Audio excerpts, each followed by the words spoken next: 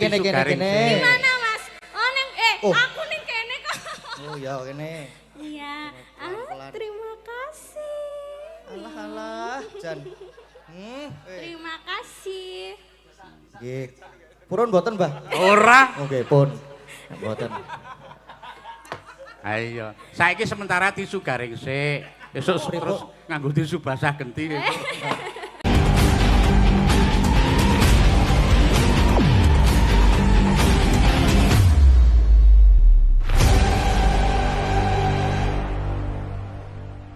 Ya. Nalika samono aku dihubungi karo admin Warga Laras ya kuwi Mas Gun. Manut pengendikane Pak Zahroni iki para pepundhen utamane Pak Dukuh lan Pak RT lan warga kene iki ngresake wayangan meneh saka Warga Laras ning sing dikersake sing dalang sepuh. Lah sing dipatah aku meneh. Ya. Terus ana susulan meneh gandeng wingi Pak Zahroni telepon aku golek bintang tamu ki ora oleh. Njaluk Mbak Tatin karo Mbak Elisa ya wis padha isi, Mbah Waluya karo Mbak Suhin ya wis isi, Mbah Baut karo Mbak Niken ya wis isi, Gareng Monasaba ya wis isi. Lah terus dirembuk. Nek upamane nang kene Mas Gadel ditampilke sisan piye? Ayo malahane malah apik. Ya, mula iki anakku Gading iki pancen aku didhawuhi nggon wigati tegese nggon jejer tekan limbukan pancen aku sing didhawuhi. Terus anakku Gading mengko bagian sabetan bar limbukan tekan ngarepe gara-gara. Terus ana susulan meneh gandeng iki putuku utawa iki Mbak Lintang Kairo ki sesuk bengi kuwi tanggal 21 ki dilalah pas bintang tamu ning daerah Pucung Wukir Sari. Heeh. Rene Mbak Lintang Kairo karo Warga Laras ya caket karo Mas Gading ya caket mula dirembuki sisan sing biasane kuwi hargane semene khusus dienggo tring manunggal Mbak Lintang Kairo ya separuh harga. Iya, iki ya mergo saka gedene srawunge Mas Zahroni ya. Mula ya awake dhewe sing penting nang kene nderek memuji anane diadani merti dusun Trimanunggal iki jaten manukan lan kunden iki sing disuwun ya nok ya. Muga-muga taun sing bakal lumaku iki kabeh kebak berkah sing padha among tani ya padha wekel nggone pangulan tetanen pokoke kabeh pinaringan rejeki ingkang linangkung lan para warga uga padha sengkut gumregut nggone tumandang karya lan warga sing lenggah ana ing Trimanunggal kene kabeh pinaringan kabagas warasan ya lan utamane para among tani muga-muga didohna saka suker sakit didohna saka oma wereng utamane nang kene mau aku dikandhani karo Mas Zahroni jare kene iki tetandurane sok diserang karo oma tikus muga-muga anane diadani merti dusun kabeh melu nyuwun muga-muga terus ilang oma wereng kuwi ya lan sing baku meneh kerukunan guyub rukun gotong royong bandol rompol kudu tansah dijaga. Muga-muga bisa andayanana kaberkahan, kaendahan, kabagyan lan kanugrahan tumraping warga Trimanunggal. Jaten manukan kunden desane Sayareja sukses selalu. Ya, wis iki wis diaturake kabeh. Nek wis diaturake kabeh merga iki sing baku awak dhewe ngaturake lagon-lagon wong request. Wah, akeh tenan iki request. Ya. Aku arep munggah wis diwilengi nganggo pirang-pirang layang mongko wis ana layang papat iki kendel kabeh iki. Iya, diwacake mboko sithik mengko ndakne gelo sing ngersake. Ya. Sing layang kesiji Bapak-bapak RT Trimanunggal nyuwun Gerajakan Banyuwangi Mbak Lintang Kairo kalian Mbak Anting. Ya. Terus ana meneh Bapak-bapak among tamu nyuwun pepiling Mbak Lintang Kairo. Iki ya layang loro iki menganggo suwekan tilas apa ya kendel. Ana meneh layang meneh kendel meneh. Tulisane cilik-cilik nyuwun fragmen ketoprak Roro Jonggrang. Wah, peran Bandung Bondowoso Kikiswan peran putri Anting Lambangsih terus ingkang dados ibu utawa emban Ibu Prastiwi. Saking Dukuh Jaten Bapak Franky Yoga Anggara. Iki dukuhe kok ya kendel banget iki ya Wan. Elok tenan pokoke. Mbok menawa wis nyawer ning langsung karo Ki Kiswan. Dadi ora liwat aku, nek liwat aku mesti tak korupsi. Wah iki saka pemuda iki dawa banget iki.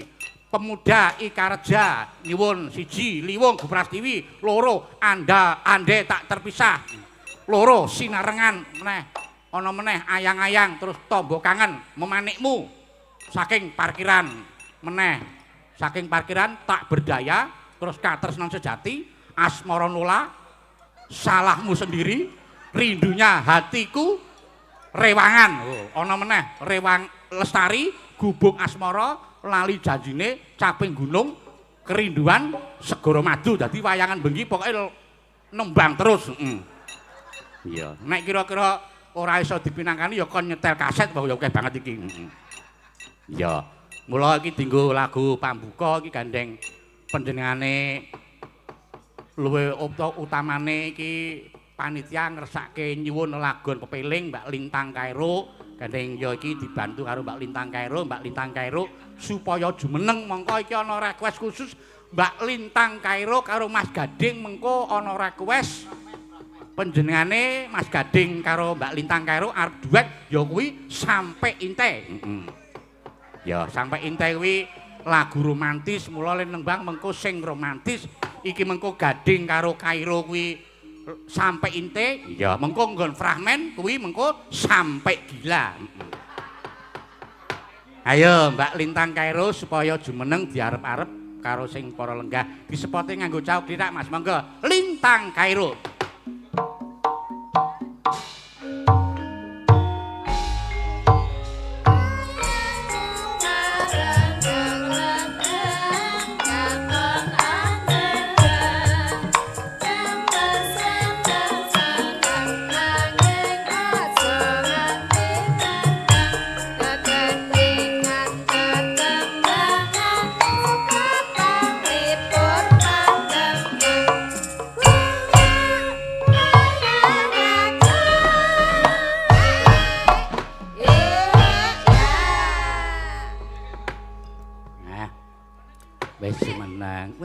Sugeng dalu, Bapak. Inggih, sugeng dalu. Kok panjenengan kok salim rumiyin. Oh, ketoke mau wis salim ya, salim. Oh, nggih salim malih, Bapak. Aduh, jan. Wah, ya nek isih enom ki tangale halus. Mila to, Bapak. Nggih. Nggih. Nembe sepisan menika nggih. Nembe sepindah menika kepanggih panjenengan. Biyen ketemu nalika samana panjenengan isih cilik banget. Oh, nggih. Pak Seno nak ora kleru biyen almarhum Bapak. Nggih, ten Blitar napa ten Pundi nggih riyen nggih. Datang Blitar nate. Blitar. Terus datang Gresik Surabaya. Panjenengan kok nek ngundang kula kok Bapak? Lah pripun? Lah kuwi tak critani. Kedahe pripun? Almarhum Pak Seno kae Nggih. arepa umure tuwa kono kacek setahun ning secara alur kae pernahe ponakanku dadi nek nyebut aku muni Pak Lek. Mas Gading nak nyebut aku muni Mbah Geter. Mula panjenengan nek nyebut karo aku Simbah. Eyang. Oh, Eyang. Nggih. Nggih, Eyang. Grandfather. Grandfather together. Grandfather. Nggih, Bapak. Alhamdulillah sak menika sowan dateng desa pundi? Desa Jaten nggih. Trimanunggal. Tri kuwi 3 manunggal iki 1 telu-telune ngatunggal. Oh. 3 desa dadi 3 desa jadi 1. Siji. Nggih. Jaten. Kedua Manukan. Sing kaping 3 Kunden. Niku kok rada-rada ngoten to namine, Pak? Kok rada piye? Jaten. Maksudku Manukan ki penduduke lanang kabeh ngono. Lah nggih lek kedahe ngoten. Ya ora ming jeneng kuwi. Nggih, Manukan kalih setunggale wau desa Kunden, Jaten. Wah nggih alhamdulillah dados tunggal tumplek-blek dateng mriki nggih Bapak. Oh nggih, mriki menika nganu kok Mbak Kairo patut diatungi jempol. Wah nggih, istimewa luar biasa sekali. Wong nyatane kula lan panjenengan lan rincang-rincang sadurunge awak dhewe sowan nang kene. Wah, sing ngamong tamu ya wis padha samapta, tur ya busana Jawa kabeh. Terus sing padha jagong ya padha rawuh, tur ya tertib kabeh lho. Nggih, luar biasa sekali. Ini mbak-mbak peladennya juga pakai kebaya nggih Bapak. Mas-masnya juga. Mas Sinoman. Nggih, nggih ugi ngaturaken kagem Bapak Kepala dusun. Pak Duko. Pak Duko. Pak Duko. Oh, Bapak Duko nggih, sugeng dalu, Bapak. Nggih. Pak Duko ki sing daleme mau dienggo transit mau ki daleme Pak Duko. Oh, wow nggih. Pak Franky juga Anggara. Nggih, masih muda Masih orangnya. muda. Nggih. Nggih, semoga buat Tri Manunggal. nggih manunggal desa menika nggih Bapak. Nggih. Metri dusun. Mametri dusun utawa dusun. merti desa. Merti desa. Dusun. Nggih, semoga sak bibare merti dusun sedaya warga masyarakatnya sehat selalu, panjang umur, barokah lancar rezekinipun, ora lokak ning malah kebak nggih Bapak. Amin. Tinebehna saking Senggala lan Rubeda. Jan, saiki wis pinter banget e. Mbiyen mongko Pripun? jane saiki panjenengan kelas pira? Kelas tunggal SMA. SMA. Nggih. Wonten SMA 1 Puncu. Pucung niku daerah mana? Daerah Kediri. Oh, daerah Kediri Jawa Timur nggih. Nggih. Oh, kelas besok kuliah. Kuliah. Badhe wonten pundi? Rencana. Datang Jogja mriki Oh, pareng Jogja Bapak. mriki. Wah, jan Nggih. nyenengke berarti sesuk insyaallah iso ketemu meneh. Amin. Heeh. Yo, caos panglipur iki pamulutan akeh banget no. Panjenengan iki di apa iki disuni supaya bawa dandang gula rukun Islam mengko dibake pepeling. Nggih. Nggih. Nggih, dandang gula nggih. Nggih. Dinggo lagu pambuka. Nano neno. Ben dinikmati suarane. Rukun Islam ing lima pan iki. Wah, sacake Mbak Lintang Karo ki pancen yo laris tenan wong suarane nganti Nggih ngapunten Bapak. Ning panjenengan nganu kok tak adungi jempol.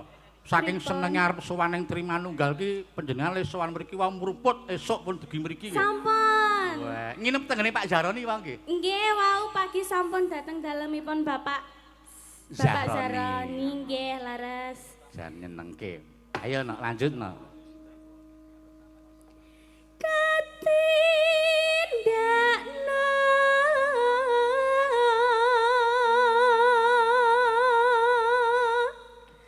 mring prasarama Neno. aja nganti ditinggalke.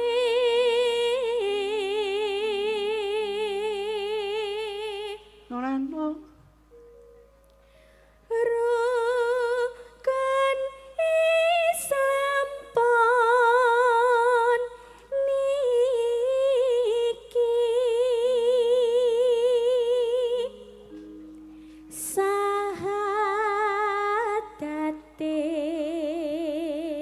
sahadate kang angka siji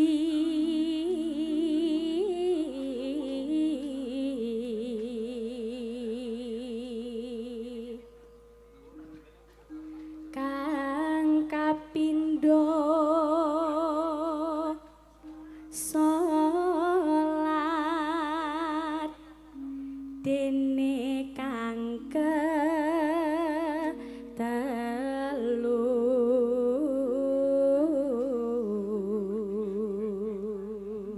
Yo, iki kejaba layang-layang yo sing liwat WA yo akeh nok. Nggih. Engko dipinangkani mboko siji. Nggih, lewat HP wonten, lewat Nggih. surat wonten. Ya wis pokoke kudu diratani mengko. Nggih.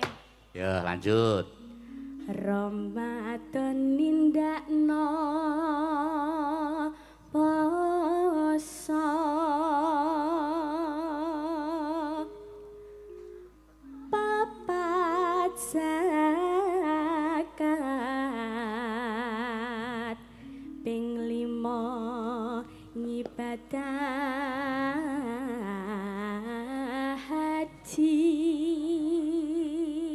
nunano rukun Islam sampurna.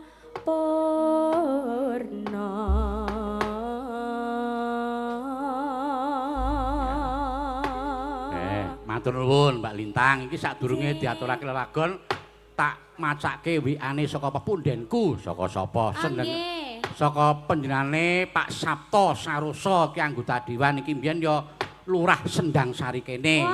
Ya. Iki WA nderek wungon mirsani wayang mugi tansah kalis ing rubeda ngantos tancep kayon benjang. Amin. Nderek tumut mangawi bagya kagem warga Jaten Kunden Manukan mugi tansah pinaringan kabegjan lan kawilujengan ngapunten mboten saged nderek langsung mirsani nembe ngayahi jejiban negari. Nyuwun sinom nyamat kagem sedaya ingkang rawuh Pak Penewu, Mas Lurah lan sedaya kemawon saking Pak Sabto Sarosa. Nggih, mangke dipun pinangkani monggo setunggal. Nggih. Monggo Mbak Lintang Kairo dilagokke pepiling monggo Mas.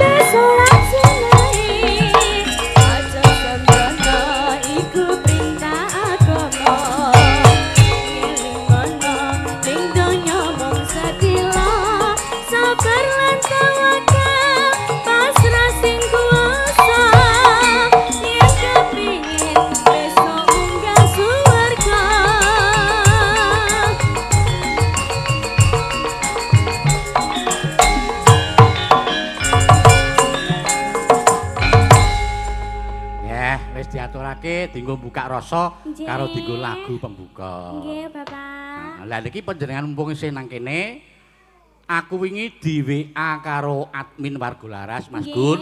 Nek panjenengan jare arep ngersake duet karo Mas Gading. Oh, nggih. Lagune Sampai Inte. Sampai Inteng. Monggo Nggih, lagu- niki Mas Gading hafal napa mboten? Ah wingi wis WA karo aku mongso. Ah, Wingi wis WA karo aku rak dipasrahe karo Mas Gun. Nggih. Pak niki Lintang Kairo karo Mas Gading arep duet Sampai Inte kira-kira saged nulis notasine mboten? Beres mah tak tuliske notasine. Nggih. Ning gandeng lagu Sampai Inte kuwi lagu sing romantis. Nggih. Mas Gading karo panjenengan ya aja tido-tido mengko le nembang ya karo sing romantis, Ah, nggih, siap. sing Pak. ekspresi. Ayo, Mas Upamane, Gading. Pripun? upamane kaya Mas Gading, duh Inte. Terus sampean apa kok sampai ngene karo gandeng Kualik, tangan. Pak, niku, Oh, Pak. balik ya? Nggih. Ah, iya. Aku pancen seneng tak balik kok. Sampene dadi jalare pripun niku? Pak? Ayo Mas Gading, disebut yang disesak. Neng neng nong nong. Ayo Mas Gading, nyerak rene dijemput, Mbak. Ayo Mas Gading. Ayo dijemput. Kesini Mas Gading. Dijemput, digandeng. Ayo Mas Gading ya. Ayo Mas.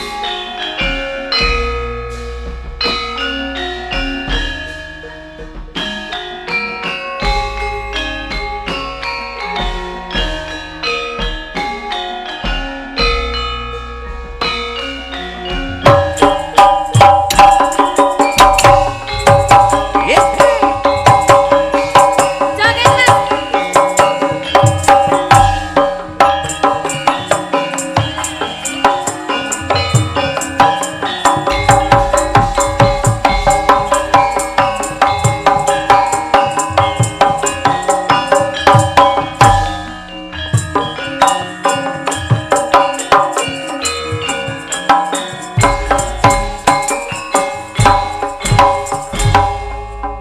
Iya, nyekel mic Mas Gading. Pokoke rasa isin-isin. Nggih, Mbah. Sapa ngerti pengendikane almarhum Bapak mbiyen lumusi. Nggih. Biyen nalika samono panjenengan ya isih cilik, biyen ya melu. Mbak Lintang Karo biyen ya melu. Sesuk nek ana rejaning jaman mbok menawa Lintang Karo sesuk iso dadi jodhone anakku barang, mbok menawa lho. Ah. Mula kok njaluk lagu Sampai Inte. Nggih. Kudu Mas Gading iso ngimbangi lagu Sampai Inte iki romantis lho. Ya, Nek dikit-dikit digandeng aja, tangane ya Mas. Nggih. manut. Heeh, lagunya Lah. dikit-dikit aja. Dikit-dikit kepiye? Ya maksudnya Aku ora nggak seneng usah- nek dikit-dikit iki. Lah senenge piye? Ora apa-apa. Iki lagu Sampai Inte iki lagu Cina. Le omong-omongan nek iso ya cara Cina. Ya ora kok ya. Pokoke sing romantis. Wong lagu niki tentang katresnan. Nah, Apa kowe tresno aku terus Gading mangsuli donya akhirat tresno. Ya. Aku lali ya, Mbah. Ora wong wingi tak bantuin ya nanti. nggih. Nanti liriknya tak bantuin Mas Gading Nggih. nyanyi ya. Nggih. wong kuwi nganti ana sing nyawer apa kuwi jenenge Mas Janu. Oh nggih niki wau. Kuwi Mbak dipendet, Mbak. Mbak Saking Linda. Ah, saking dibacakan. Ini untuk Ki Gading Pauge Ah. dari Positif Fiber. Vibes. Apa? Oh vibes, tapi tulisannya R. kok. Ana meneh kuwi Ini saka juga sapa? Lintang Kairo untuk Lintang Kairo dari yang sama. Ini terima kasih ya. Semoga sehat selalu, lancar rezekinya. Selalu mensupport saya sama Mas Gading. Terima kasih. Nah, terus kuwi Iki untuk siapa? Dari siapa? untuk Ki Geter. Panjenengan ki diparingi Waduh, niki. waduh matur nuwun, matur nuwun. Terima kasih. Wah, apa iki? Wah, duit karo kopi kapal api. Wah, iki jenengan mboten ngantuk niku seminggu. iki sing penting duitnya tak jukuk, kopine mongso borong. Tak ngono. Nya, kopine nya, nya, nya. Ada lagi, Bapak. Heeh. Oh ya, terima Nggih, kasih. kesehatan niki, Mbak. Bukakno, Mas. Minta tolong. Sik, berapa? Kuwi untuk Ki Geter apa untuk Ki Gading kuwi? Heeh. Ayo didepke rono ben disut. Pegang, Mas. Ya. Oh, kualik, Mas. Oh, ini. Semoga sukses dan rukun selalu Mas Gading, Mbak Lintang. Terima kasih Matur Lintang sembah nuwun. Lintang Pawuki Pamukir fans. Nah, Wah, Lintang terima Pamukir kok. kasih. Terus sik Itu niku apa Mas yang itu Mas? Yang ini untuk Ki Geter. kagem yoga.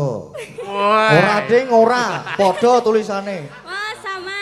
Sami niki Ya, lho. buat Lintang Pamukir fans, Iya. terima kasih banyak. Iya. Semoga Guyub Rukun selalu ya. Terima Amin. kasih sudah mensupport Mas Gading dan Lintang. Terima kasih. Matur nuwun. Pokoknya matur sembah nuwun. nuwun sangat. Ning ya jane sing maringi pilih kasih lho. Aku iki Lintang karo Gading abang-abang kok nggon aku biru iki wah jan. Lah panjenengan gandengane sinten lho, Pak? Aku ora ndek gandengan aku. Ayo. Ah, kita berdua kan cocok ya, Mas ya. Olah nggih. Yo. Iya. Sudah Ayo. jelas. Lagune ngene, Mas. Sampai intai lho lagune. Gimana lagune? Dipraktekin coba Mbak Lintang anu. Prakteke. Tangane ngomong oh. Nah, terus Gading. Apa? Apa Intai? Kamu itu manggil aku nama Intai Oh, gitu loh. Intai toh? Heeh. Neng BA ki bingung aku, Mbak. Sing penting saire aja kesusule gandengan, saire. Udah aku meng manut. Pripun lah iki Aku emang digandeng manut banget wis dan. Wah, aku ki manut kok wonge kok. Dikapak-kapake manut. Wingi wis tak kirimi linge ya kudu dipelajari kok. Apal ya? Apal Mas. Tapi Ben karo wangi, dituntun Mas. Mbak. Mugi-mugi apal. Bukane iki lek nulis notasi yang mendadak, iki mau lagi tak fotokopi. Oh, nggih. Bukane saka saron dhuwur. Niki. Teng tong teng tak dun tan detang detang. Niki mboten kalem-kalem mawon, Bapak. Sing pertama Nggih. kalem dangdut ning dangdut tipis-tipis. Ah. Pamrih ben panjenengan ki romantis iso meresapi ngono lho. Oh, nggih, siap. Nggih. Ya, sampai ente bukane saron iki Mas nggih. Ning neng nang ning nang alon sithik Mas, engko sing keloro sesek ora apa-apa. Yo, sing romantis lho. Yo, sampai ente.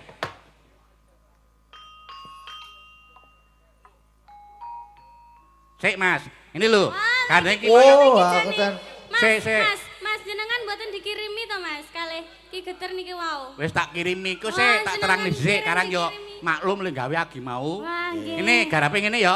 Ning nong ning gedang langsung nyaut tak ning neng neng tak terang tak dang den. Mas, endang. malah mencap-mencap. Kok ki piye to, Mas? Aku ya pengen romantis kok ya nang omah ra tau romantis kok. ya. Baca notasi to, malah. Ayo buka saran Mas, yo.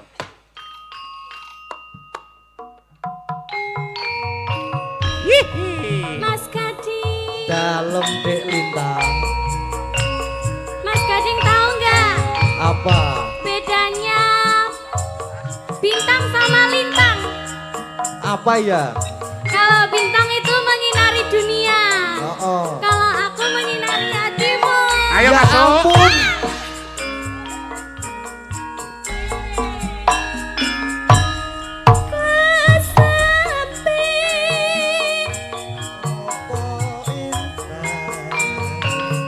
Apa kau tresna tenan? Terima kasih. Yo intai. Ika sampe tresna kundang akhirat. Yen mangkana sampe kau impe.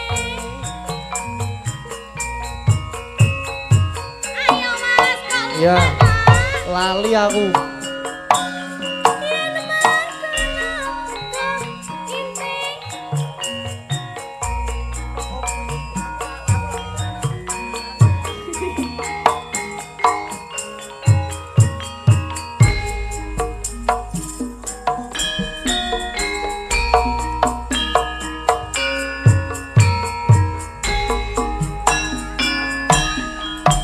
Dina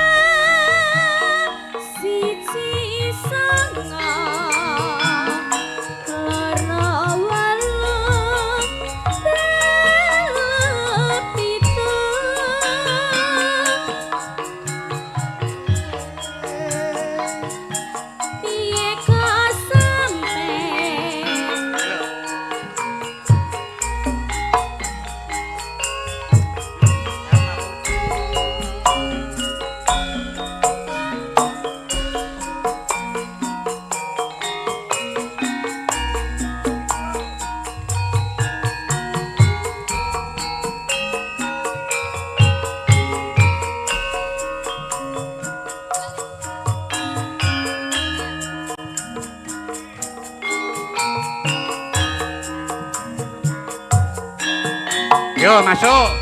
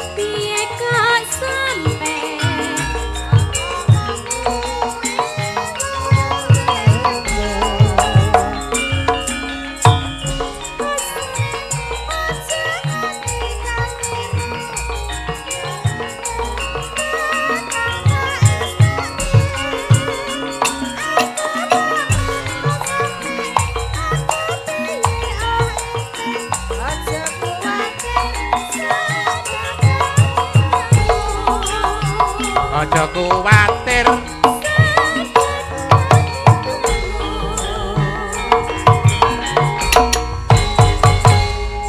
Wis aku angkat tangan, Mbah. Mboten napa-napa, Bapak. Ayo wingi wis tak dadak lagunya. Ayo wingi wis tak kirimi linge. Oh. Tarane ajar ning omah bol. Nggak apa-apa, Mancing Mas kok malahan. Lah mancing karo ajar. Ah iya, Nggak serapor apa-apa. golek iwak. Sesuk diapalke mergo iki nak panjenengan iso nyanyi karo Lintang karo jan pas banget ngene iki jane. Nggih. Heeh. Nggih. Lagunya yang duet aja, yang bisa aja, Ah yang Mas. bisa Apa yo? Lintang Yang bisa Asmara yo. apa-apa? Apa ayang-ayang? Manut Apa langgam? derek. On derek. Nggih, derek. Pelok bareng di Lintang Asmara ya.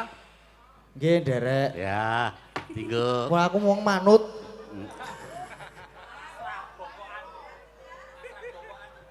Yo.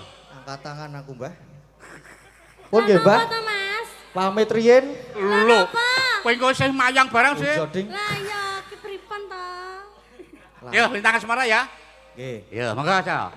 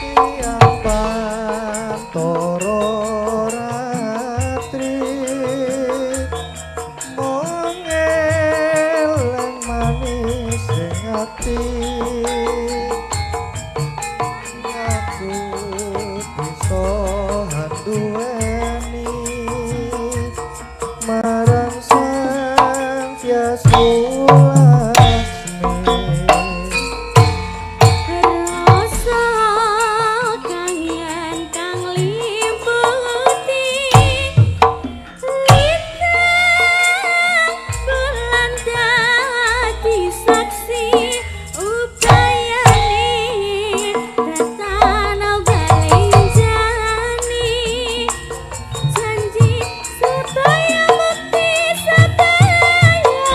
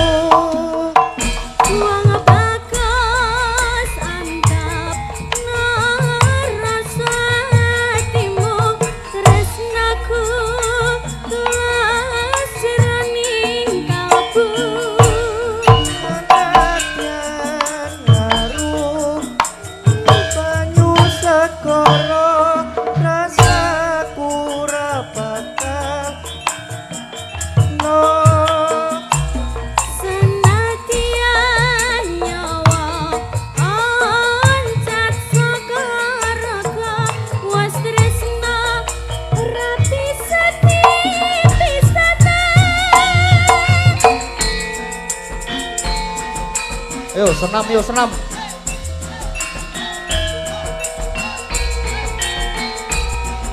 Kiri kiri kiri kiri.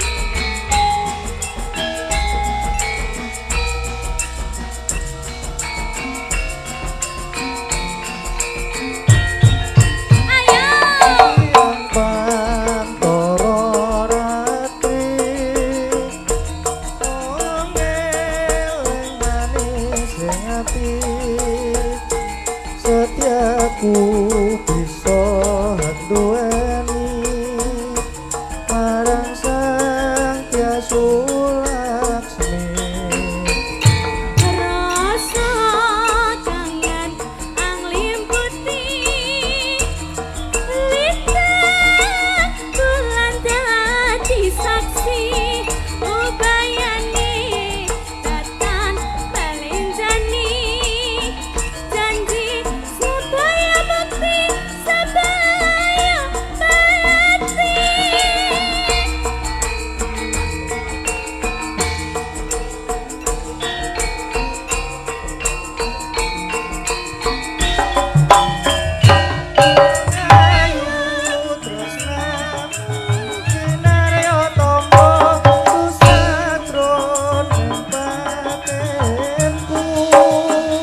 Wong bagus anteng narasa atimu tresnaku tulus rening kalbu. Banyu sakara rasaku ra bakal cerno. Senadyan nyawa oncat saka raga was tresna ora bisa dipisahna. Yen was tresna ora bisa dipisahna. Ya matur nuwun. Nah, nek iki apa iki Mas, lagune? aku panas banget. Oh, sebentar ya. Kamu kok nggak peka banget sama aku, kenapa? Dikipasi sik. Kok dikipasi wong iki keringetan kayak Iya, gini iya, kok aku iya. dikipasi Ah. piye? Iya iya Nduk, kene Nduk. Aduh, aku capek banget. Ayo dilapi nggo tisu. Saiki sementara Kene, nggo tisu kene, garing. kene. sik. Gimana, Mas? Oh, Oh. aku ning kene kok. Oh ya kene. Iya. Pelan-pelan. Terima kasih. Alah alah, Jan. Terima kasih. Nggih. Purun mboten, Mbah? Ora. Oke, pun. Mboten. Ayo. Saiki sementara tisu garing sik. Esuk terus nganggo tisu basah genti. Ayo kemringet kok yo. Nggih. Matur nuwun Mbak Lintang. Nggih, Karo Mas sami-sami. Gading. Nggih. Sementara Terima lenggah kasih, meneh Mas mengko Gading. jumen meneh mergo iki saka panitia ngersake supaya Pak Lurah munggah ning panggung sik. Oh, Oh, nggih, siap. Karo mengko penjenengane Pak Ustad ya Pak Ustad Pak Sumiran nek ora kleru ya arep munggah panggung, arep nyumbang lagu. Ya. Oh, nggih. Ayo, Nggih. pelok bareng Dik. Pelok 6. Mas Gading lenggah, Mbak Kairo lenggah, Pak Lurah Nggih, diaturi matur munggah. sembah nuwun. Ya, monggo Pak Lurah